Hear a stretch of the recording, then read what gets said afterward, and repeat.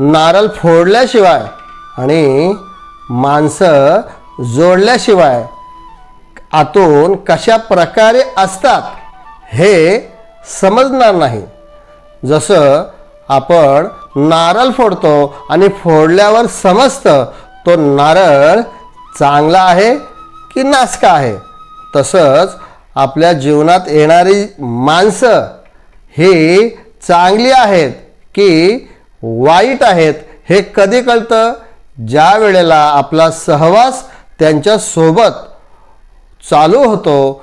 आपल्या सोबत आपल्या जीवनामध्ये जी लोक भेटतात त्यांच्या सहवासातून हळूहळू कळायला लागतं की माणसं कशा प्रकारे आहेत.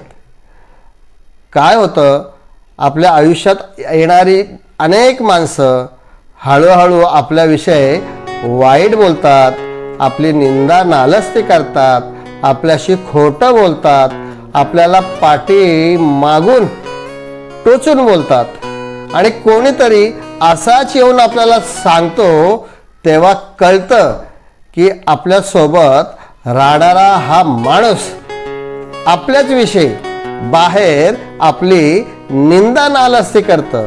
आणि मग अशा प्रकारची माणसं आपल्या आयुष्यामध्ये अनेक येतात आणि असं काहीतरी वागणं केल्यानंतर आपल्याला समजतं की हा माणूस चांगला आहे की वाईट आहे. आणि म्हणून म्हटलं जातं की नारळ फोडल्याशिवाय आणि माणसं जोडल्याशिवाय तो आतून चांगला आहे की नासका आहे हे कळत नाही.